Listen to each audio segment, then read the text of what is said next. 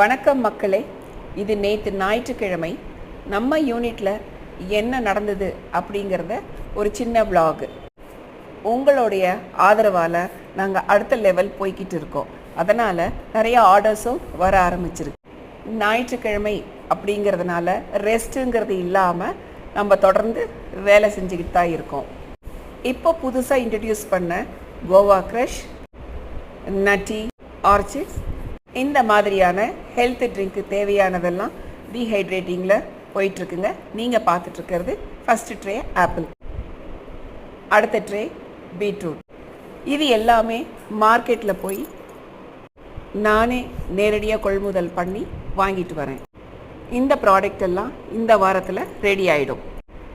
இந்த fruits and vegetables எல்லாமே 2வது நாளாக ட்ரை பண்ணிகிட்ருக்கேன்.